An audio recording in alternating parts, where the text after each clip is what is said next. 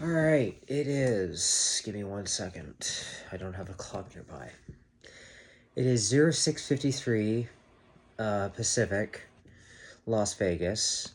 It's been a good bit since I made my last video, so I more or less just wanted to touch base with y'all and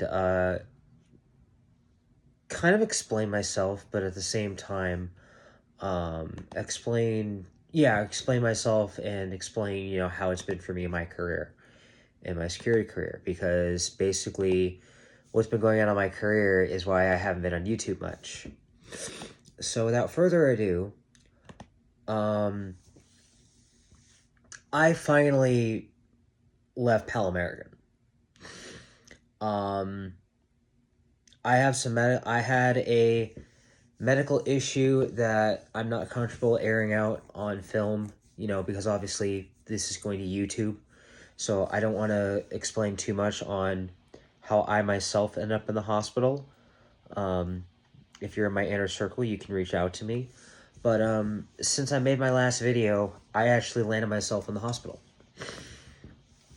And part of that was the fact that I was supposed to be on restricted light duty in work. Basically, if I was carrying a weapon for my job, let's say, hypothetically, because this did not happen, but hypothetically, let's say I worked RTC, okay? I worked my transit job. I was supposed to be in dispatch. I was not supposed to be out in the field.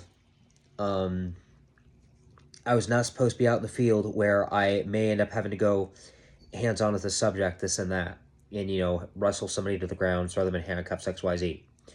I was on restricted light status, meaning I couldn't do anything too extraneous. And that was due to some, well, okay, I can kind of get into it. I don't feel comfortable airing out how this happened, but basically, I got asthmatic. My lungs were shot to the point to where, I lost oxygen. Like I didn't have airflow for a bit, and by for a bit I mean for a couple of minutes, which caused me to collapse. So, yeah, so I ended up in the hospital. Yeah, so the hospital did some stuff that, again, I don't want to go too far into it, guys, to be honest, but yeah, I had, shit happened. So I was on restricted light duty. I wasn't supposed to be doing anything too extraneous. If I was carrying a firearm, I was supposed to be in a secured operations center. More or less, like I said, if I was working RTC transit in Las Vegas, I wasn't supposed to be out in the field. I was supposed to be, say, working dispatch in one of the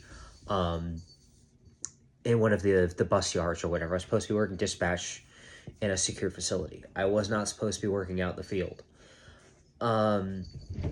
So one employer, who I will name, actually, my cat's hyper, and now I'm doing this on my bed. So I have a general rule on YouTube, the way I operate here on YouTube, guys. I try not to name employers. I try not to, name and shame just for the sake of professionalism on social media, for the sake of professionalism on YouTube particularly. This one employer I will name because they're a dumpster fire. And they're a company that I'm actively going to tell people to avoid from now on, at least in the city of Las Vegas. Again, everything is branch specific because this is a larger company I'm talking about in multiple states. I left my job at Pal American. Now, ironically enough, what I did not realize was the day I left Pal American, it was Mental Health Day, October 11th. I left Pal American a couple of, almost 2 weeks ago now, to the date. But ironically enough, the day I sent them yeah, I'm gonna say it on YouTube. I caught myself as I'm filming this and I hesitated, but no, I'm gonna say it. I gave them a no-notice, same-day resignation. I did not do that lightly, though. I will say that. I am very nervous whenever I'm on camera. I'm always conscious about, is a future potential employer gonna see my YouTube videos, this and that. So that's why I just caught myself and I'm like, should I be saying that? Now let me explain, keeping that in mind, let me explain why I gave them a no-notice resignation. Number one, the dysfunction of the office staff. There's like 3 or 4 people in the office. By the way, when Pal American bought out Cascadia Global Security Las Vegas, my former employer, who I loved very much, yeah, they stole, they acquired the Cascadia office. They acquired that office space. They acquired our building. Well, the suite that Cascadia was using. So they moved into the Cascadia office. Within that office, there's really only 3 or 4 people that run the Las Vegas branch. There's the scheduler, there's the client manager, there's the branch director, and then there's HR. 4 different people. I have never seen such dysfunction in 4 different people in my life. But yeah, Pal American, at least in Las Vegas, is an administrative dumpster fire. A lot of infighting between that staff. Okay, now, that was point number 1. It was dysfunction with personnel between command staff, I'll call them, the people who run the office. But number 2 was the fact that I didn't feel valued, which kind of leads into number 3. I didn't feel valued despite me talking to the branch director and me talking to the client manager and this and that, and they saw my resume when they hired me, when they acquired me. Because remember, again, I'm going to say it again and again and again, I was a Cascadia employee. We were bought out by Pal American, so when I transferred into this company, I gave them my resume. I gave Pal American, I gave them, those 4 people, my resume. And I went, look at this. I had a goal in Cascadia. I was being groomed for supervision. I was more or less being built up and trained and molded for supervision. I gave them my resume. This is what I have to offer. And they were like, oh my God, blah, blah, blah, blah, blah. What basically every fucking company has ever given me when they first bring me on is, oh, you're an instructor at XYZ, cool. Which leads me to number 3. My entire time with Pal American, I felt this carrot was being dangled over my head. Oh, leadership, or site supervisor at this spot, XYZ. And then they were like, oh yeah, we're gonna make you the local training guy, blah, blah, blah, blah, blah. They got this contract with Intermountain Health. They're carrying tasers at Intermountain Health. Apparently it's a taser contract. Guess who never got asked to conduct taser training despite somebody telling them they had that on their fucking resume? So A, I did not feel valued based off, oh, I'm only an armed guard, XYZ, I have so much to offer you folks in leadership and supervision, and then, we can get my credentials. I wasn't being utilized to my fullest potential. And then we go into the medical issue. I will leave any job, I am saying this on YouTube, I will leave any job on the spot if you're not going to respect a fucking doctor's note. And I am cursing because, yes, I am getting emphatic, but at the same time, I'm cursing to drive a fucking point home. I'm using cursing with a purpose here. I'm cursing intentionally. If you're not going to respect a fucking doctor's note, I will fucking leave.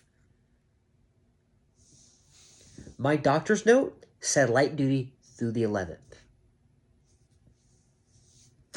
Now, generally speaking, let me ask the managers out there something. If an employee gives you a letter, a doctor's note, I'm sorry, I misspoke there, I'm half awake. If an employee gives you a doctor's note stating light duty through the 11th, Does that mean you put them on the schedule on the 11th, or does that mean the next day thereafter? Because normally, to my experience, to my knowledge, if somebody gives you a doctor's note through the 11th, that means you put them back on the schedule on the 12th, the next day thereafter. No, these dumbasses put me on the schedule on that fucking date.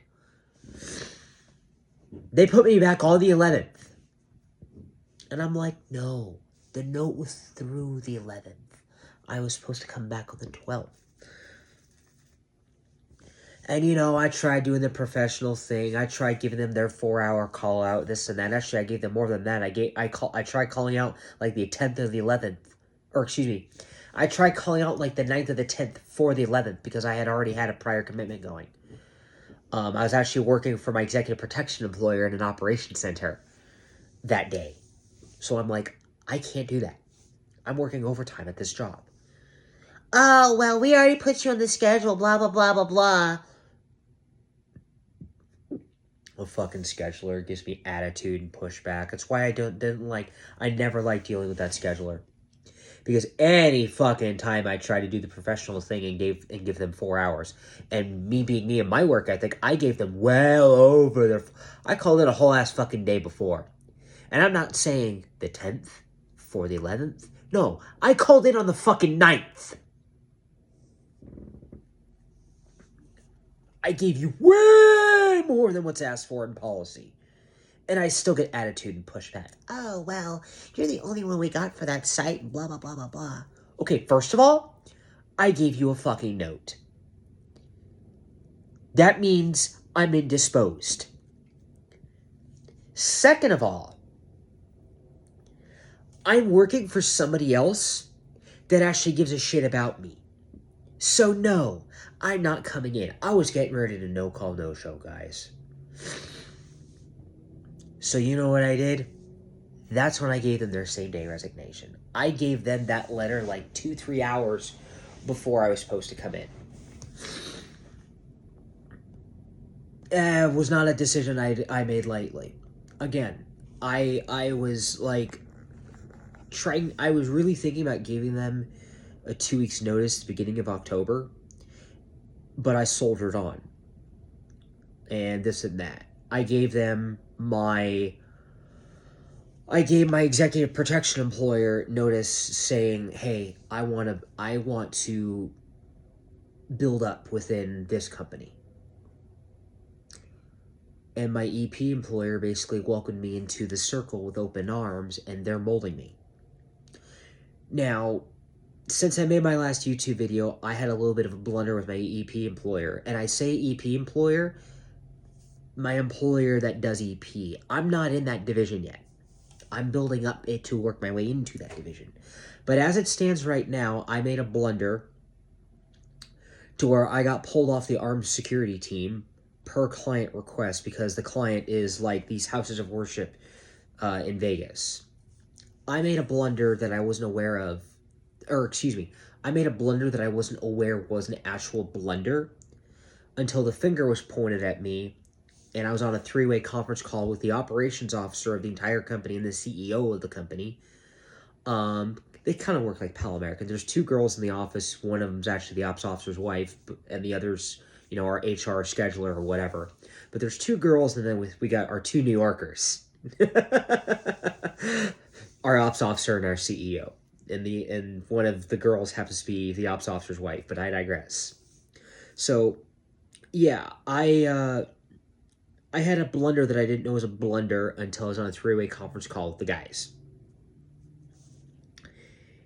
And we have our 3-way conference call while I'm on shift. And then I get off that conference call, and I text the ops officer saying, I need to raise my hand and say I can't be here. And he goes, why can't you be there? Is this you asking to be pulled from post? I'm like, yeah. I'm not going to lie to you. I'm doing a self-assessment of myself. And it's actually my eczema that's bothering me as I'm making this YouTube video. That's why I'm scratching right now. Yeah, I was like, it's my eczema. It's bothering me while I'm here, armed, working this post.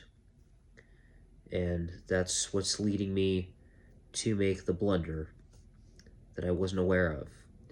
He goes, okay, well, I respect that, because it's basically a medical issue, and you're raising your hand. There's nothing against you for raising your hand saying, hey, I can't. So I have that conversation after the three-way conference call with the ops officer and the CEO, and I basically get it from the boys. I go work. I go back to shift, after I get off the phone, after the three-way and then the one-on-one with just the one. I go about my shift. Lo and behold, the ops officer hours later shows up the post, and I'm like, fuck, what the fuck did I fucking do? Fuck. And he walks up to me before he goes speaks with the client, because the client actually happened to be in the admin building at the time, our POC for the client. And so he goes, yeah, unfortunately, they're actually asking you to go. They're actually asking us to pull you from post. And I went, oh, okay. So, more or less, it was a mutual departure. The client wanted me gone. I wanted myself gone.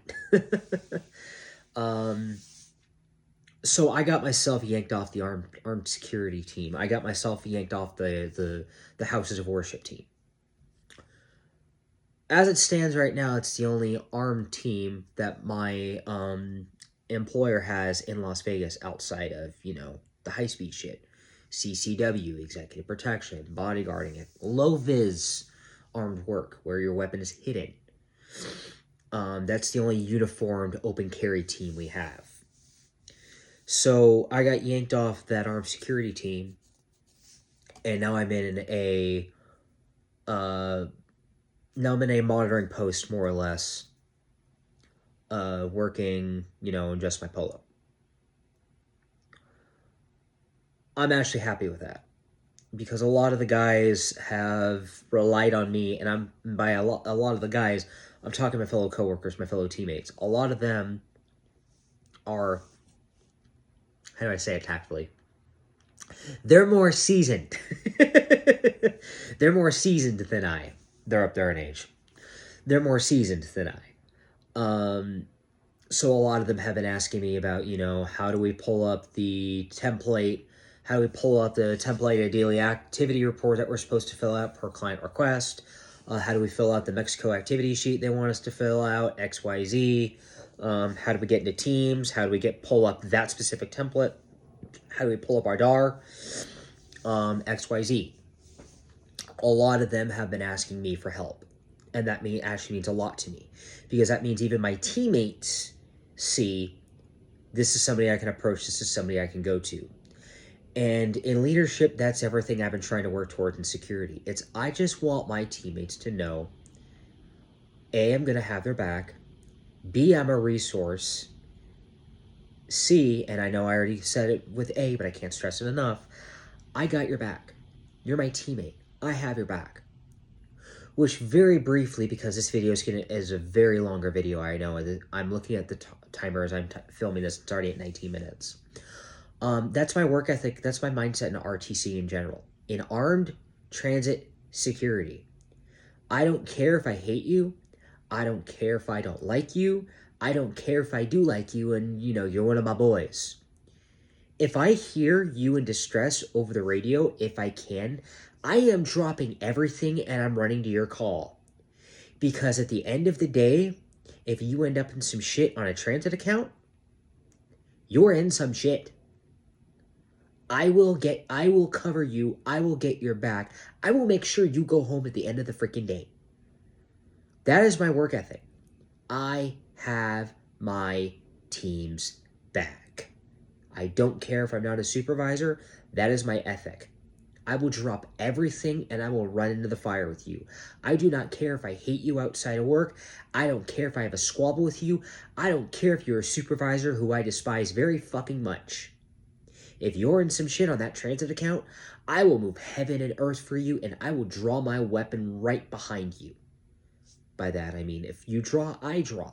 I got your back. If you're drawing and you're going down, we're all going down. I'm going down with you. I got your back. I got your 6. That's my ethic. So to go back to unarmed in this monitoring room, yes, it means a lot to me that my teammates realize I'm a resource, I'm approachable, I have their back. Because this monitoring room detail that we're working, it's monitoring, it is basically CCTV to a high degree of professionalism, high degree of accuracy in report writing, high degree in everything that we do. Which leads me into why I have my laptop in front of me right now. I am interviewing. It is now 7:13 a.m. I have a 9 a.m. interview with a job that is paying the most I have ever seen in the city of Las Vegas, in security in general, contract security. Now, you all know last year, or well, those of you who've been around me for a good bit, those of you who follow the channel for a good bit, you all know in the state of Utah, when I worked in Utah last year, I had a GSOC role. I had my own office. I had my own command room in the Utah operations. It was a job that I loved very much. It was a job that I missed dearly. I may or may not, good vibes, let's manifest good here, I may be getting back into GSOC within this job that I'm interviewing for in an hour and 45 minutes. This job is a GSOC. I might be heading back into that field of work that I miss very much. That's paying an absurd amount that I have. This is the highest job I've ever seen in Las Vegas. So if I do get it, I'm, yes, going to be ecstatic, but at the same time, this is work I'm passionate about. This is work I've been trying so desperately to get back into.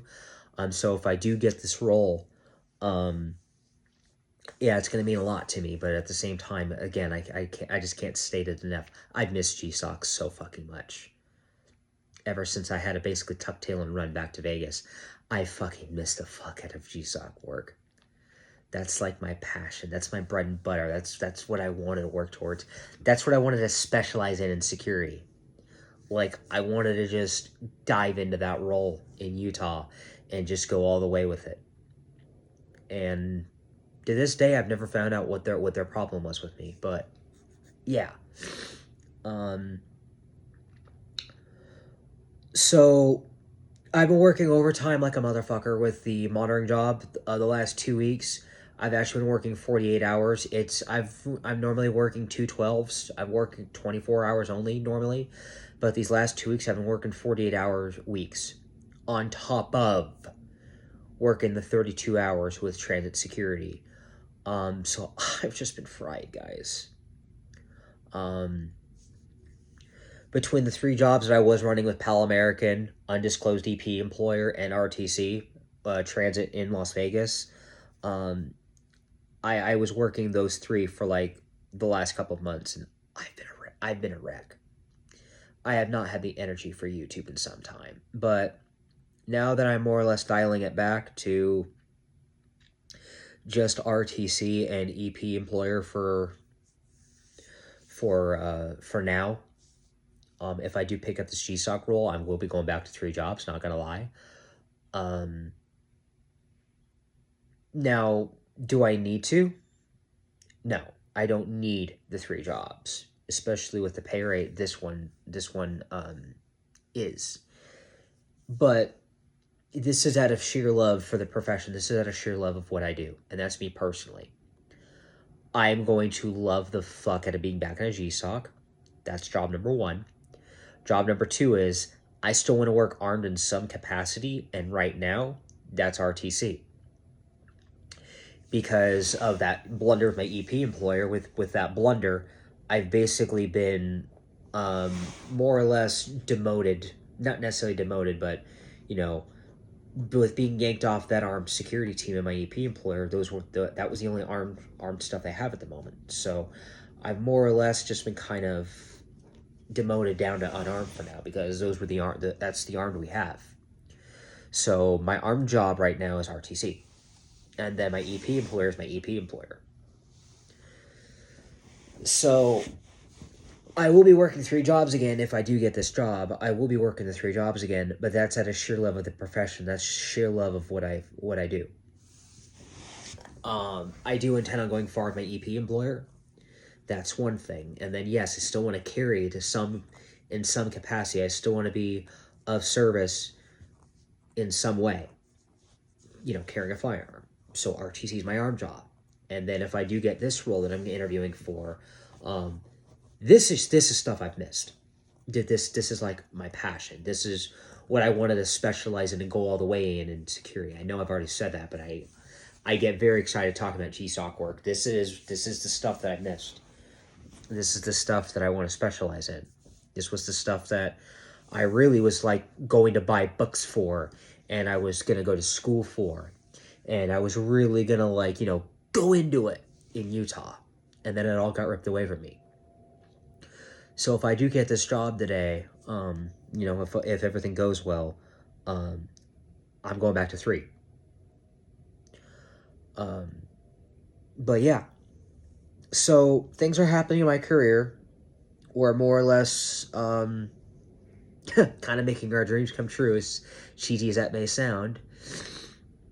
But, yeah, that's my 30-minute block on what's been going on with me, what's been going on with my career, why I haven't been on YouTube, XYZ.